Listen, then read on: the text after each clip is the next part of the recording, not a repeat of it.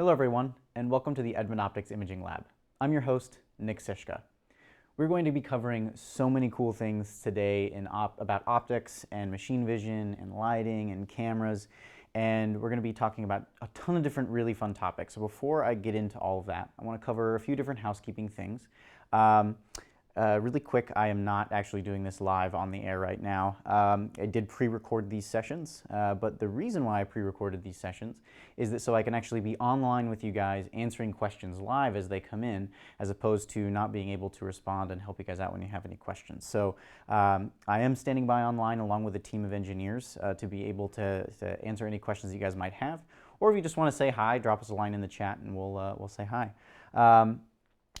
In addition to that, I am doing these demos real time, so nothing here is going to be faked. None of this is movie magic or anything like that. I will be working through these real time, so if there's any like minor mistakes or things like that, that's part of the fun. So just join me with that, and we'll have a good time doing it. So.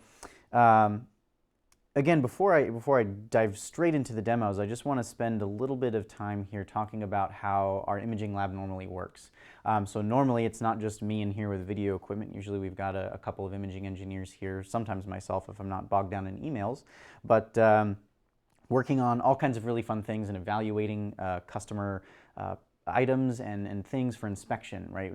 People who need to learn how to image things or want to know what the optimal lens and lighting configuration might be for something, they'll go ahead and send that to us. I also do a lot of these labs and trainings on the road quite often. I've gone to our Cupertino lab in California. I've done them here with customers in the lab as well, and so we wanted to be able to still connect with everyone here.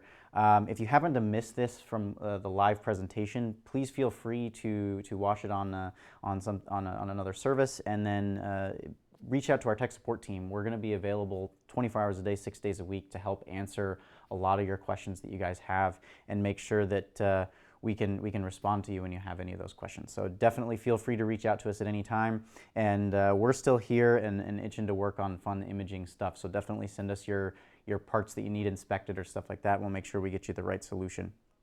So let's dive into these demos that we have going on here. We're going to be covering 4 different demos today, and we're going to be talking about a whole bunch of different lens and lighting techniques and camera techniques and things like this, and things that will help us learn a lot about the individual systems and how they all work together as well. And this first lab that we're going to be covering is all about working distance and focal length basics.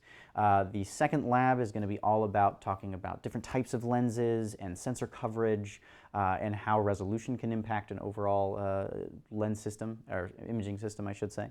We're going to be talking about f-number and wavelength and how those two things can impact an imaging system. And then we're going to spend our last lab talking about lateral and axial chromatic aberration and how those can impact lens performance from the design side of things. So if you've noticed, we're actually starting off relatively simple, and then we're going to be building onto a lot of these concepts, getting more complex as we go. So if you're an industry veteran, this first one might seem pretty obvious to you. If you're new to machine vision, you'll probably learn quite a bit here. I would urge everyone to stay on, though. I'm going to be talking a lot about some of the nomenclature that I'll be using, as well as setting some of the foundation for the way I'm going to be using the lenses throughout the entire presentation here. So let's go ahead and dive right into this setup. I have an AVT camera right here. It's a G507. This has the IMX264 in it. That's a Sony Pregis sensor, and it is a 2/3 inch format sensor that's 5 megapixels and has a 3.45 micron pixel in it. And then I have an 8-inch side-fired illuminator backlight illuminator from Advanced Illumination. And then what I'm using for my target actually is something called a star target, and this star target is a 100 by 100 millimeter array that has a whole bunch of different stars on it, and these stars are repeating the same pattern, and they increase in resolution as you approach the center of the star. And we'll be able to see some of that as I thread a lens onto this camera. The 2 lenses we'll be using in this particular demo is a 12 millimeter lens. This is a compact fixed focal length lens from our C-series line. And then we'll also be using a 35 millimeter C-series lens as well. And we're going to talk about and see how the performance varies and changes as you use the different lenses and the type of performance you can expect. So we're going to go ahead and start with our 12 millimeter lens here. I'm going to use every single lens is going to be set to f2.8 in these demos, unless I otherwise note that. So I just double checked here. I am at f2.8. I'm going to go ahead and thread the lens on here.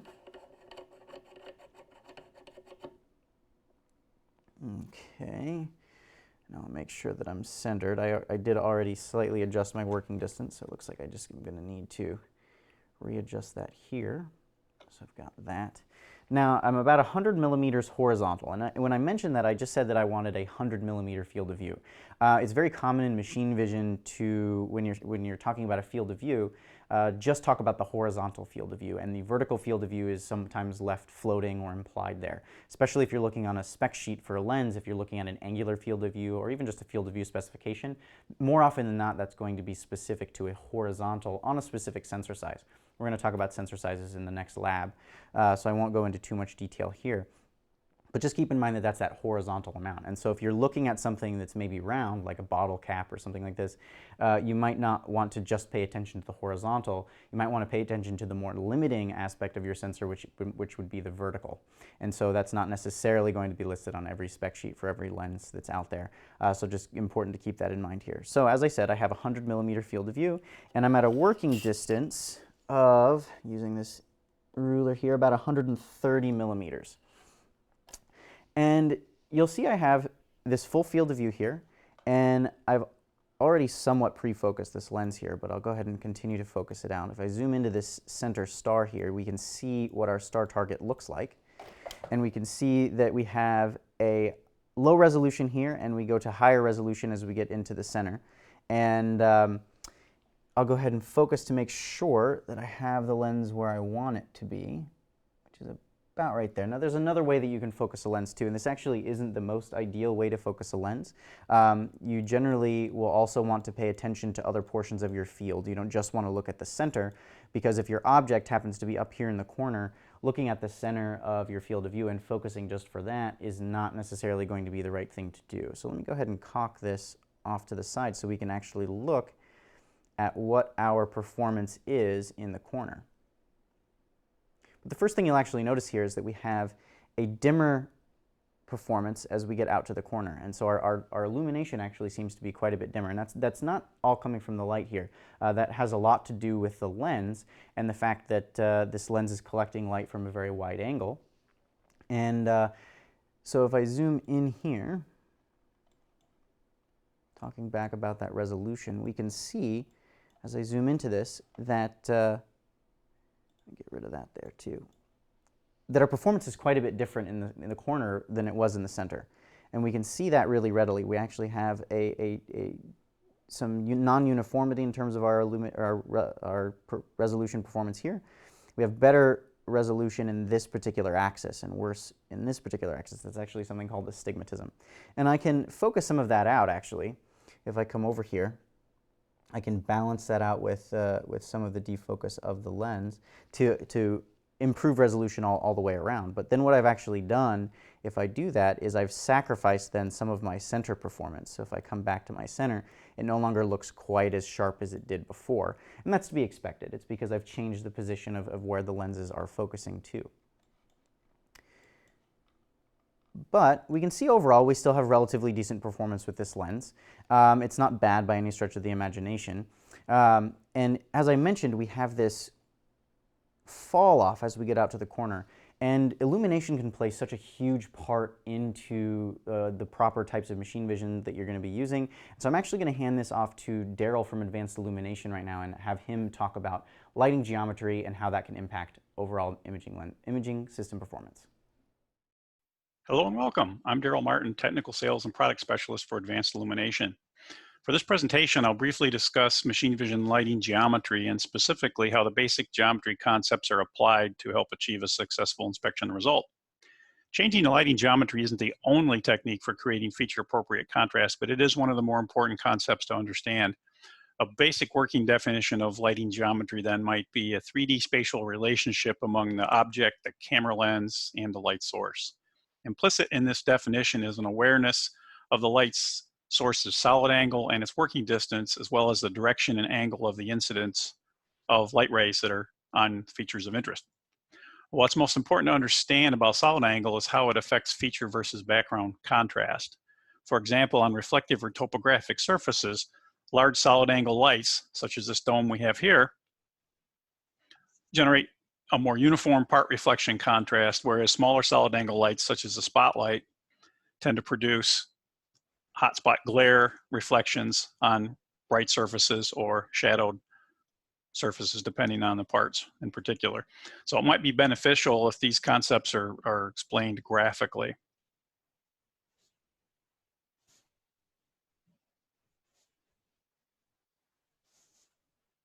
So as you can see here, solid angle and lighting geometry. Solid angle definitionally is an area of an emitting surface divided by the radius squared of the cone subtended. So if we look at this more graphically, as you can see here, as we've already talked about, the dome has a very high solid angle, and this is in part because of its proximity to the surface of the part, as well as the multiple directions and multiple angles of the light itself. So if we look at a smaller solid angle like this ring light or perhaps a spotlight, multiple spotlights, you can see even when we're very close, we have a relatively medium solid angle. But if we take the same light, move it to a longer working distance, as you can see, that solid angle does decrease. So clearly, based on the fact that working distance does have a major impact on the solid angle. So let's look at, as opposed to solid angle, let's look a little more detail about angle of incidence geometry in particular with several techniques here. So we'll start with bright field, high angle of incidence, of course, and because it's very directional, it's a single direction and the same angle of lighting. Contrast that with dark field, where we have low angle of incidence, 45 degrees or less to the surface. And it could be multiple lights, it could be a single ring light, so we may have multiple directions of light, but all from pretty much the same angle. Of course, we look at the dome light, as stated before, multiple directions, multiple angles. Now let's take a look at this with a part to see the differences here. So if we look at the bright field in particular, this happens to be a tighter tray, and we were tasked with reading the 2D laser etched barcodes in the bottom of each of these wells. So as you can see from bright field high angle lighting, we really don't get even contrast at all. We can't read the codes.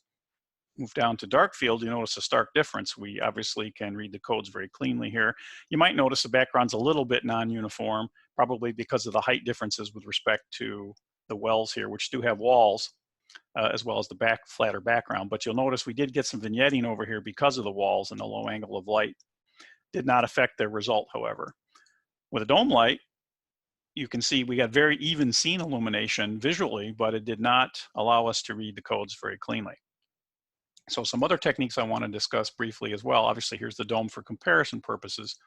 We now have the flat diffuse light, which in many ways functions similarly to a dome without all the extra space needed, but you are limited somewhat on your multiple angles. However, what we did notice is that it did a nice job of creating good contrast for these features here as well.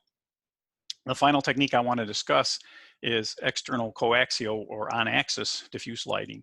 So in this particular instance, we have a housing with a source through a diffuser. The light is then reflected off a beam splitter down to the part, back through the beam splitter again into the camera.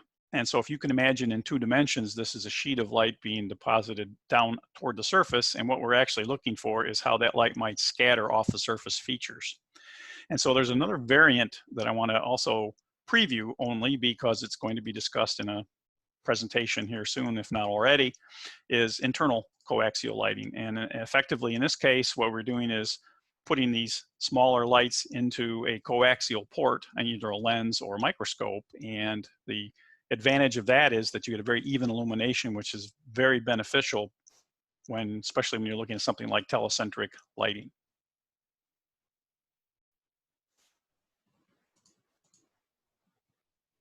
So to summarize, understanding that 3D relationship among object, camera, and lighting is an important concept for creating feature appropriate contrast. Lighting geometry is just one of the several methods for creating contrast, but is often an important consideration. There are multiple lighting geometries to consider, and each geometry tends to factor in 1, the source solid angle, and 2, the light ray directions and angles of incidence, in particular on the objects of interest. And of course, each geometry may produce, in this case, a different feature background contrast. Thank you so much for watching. All right, thank you so much, Daryl, for that. That was awesome information, and it's really cool to see from a lighting expert just how important lighting is. I feel like in the almost 10 years that I've been doing machine vision, I feel like every time that I learn something new about lighting, I just realize that I don't know anything about lighting, and that it's easily the most difficult portion of setting up any machine vision system. So while Daryl was talking, I actually went ahead and threaded a 35 millimeter focal length lens onto the same camera and actually had to back our working distance off quite substantially. So now if I check where that is, it's actually at 425 millimeters now. And I've sort of partially focused this here, but I want to make sure that you guys can see me focus this live. So I'm going to zoom into the center of this target here. And I'm going to dial in that focus to exactly where we want it. Again, I'm purposefully just focusing for the center here to kind of help show off the idea that I'm getting across, which you'll see in a moment here. So as I zoom out, I want to tilt that again so that we can see our performance in the corner. Okay, so now that's about there. The first thing, though, you might notice is that the brightness from the center to the corner is actually a lot flatter now. And that has a lot to do with the lens itself, but also due to the light as well. We're collecting over a much smaller area, and the light overall is still going upwards. And so because of that, we're able to capture from a smaller angle, and that's allowing the illumination to be a lot more uniform. So the lenses are compact, especially this 12 millimeter lens is very small for a 12 millimeter lens, very small diameter. And because of that, there's some vignetting that's going on within that lens. We're clipping some of these light rays that are going through it in an effort to keep this lens very small. And so that's also contributing to some of those dark corners. But let's take a look at what happens when we zoom into this corner and really get an idea for the performance of the lens. All right, we can see this now on this star. Our performance here, again, I just focused for the center, just like what I did with the 12 millimeter lens, but our performance is much, much higher now, just having focused for the center. And that's because, to be quite frank, it's easier to design 35 millimeter focal length lenses than it is to design 12 millimeter focal length lenses. The longer the focal length, it tends to be a little bit easier to design that relative to your specific sensor size.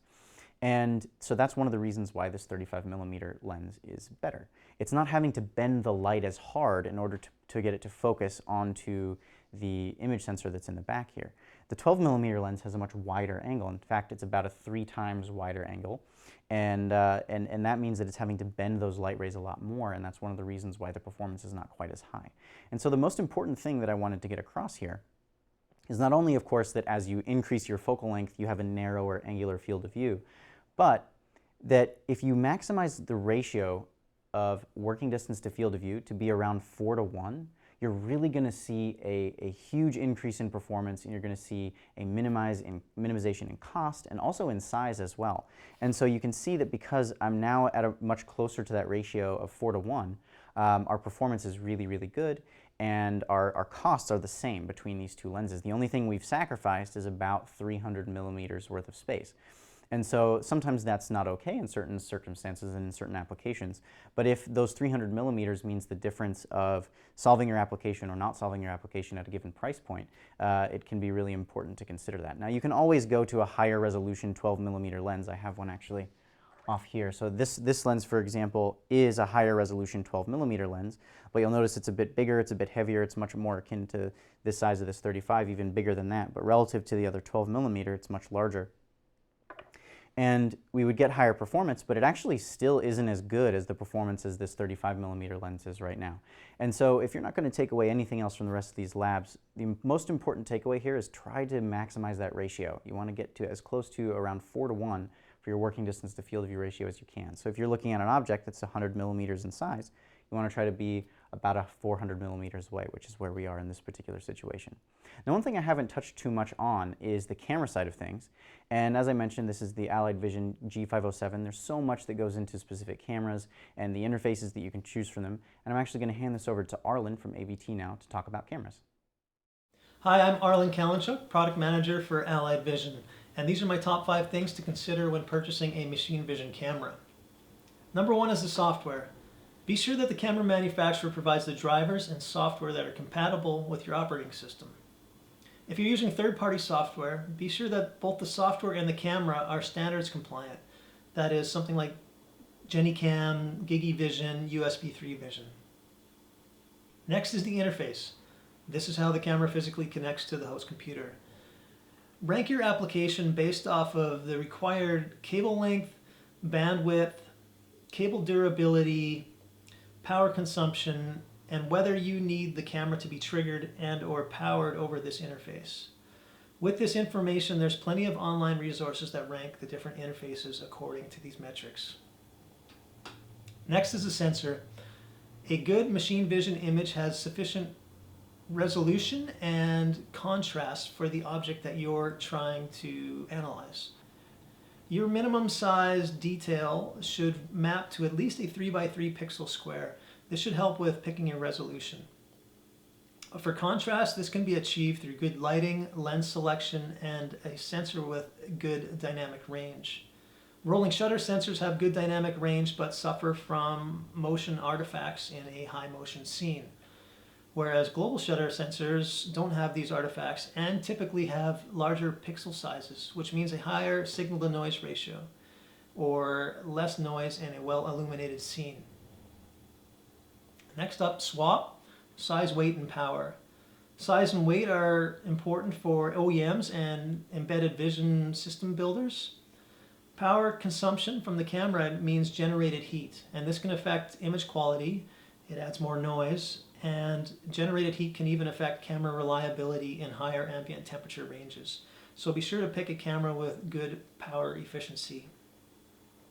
And last, features. If there's a must-have feature for you, for instance, a certain type of lens control or high dynamic range mode, be sure the camera supports it.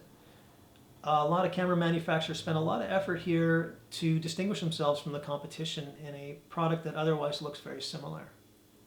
That's it. If you have any questions, feel free to reach me at LinkedIn, and please check out our portfolio at alliedvision.com. Well, that's all I have for my first lab for you guys. Thank you so much for attending, and thank you, Arlen, for presenting on the Allied Vision cameras and talking about cameras in general. We'll see you guys in the next lab.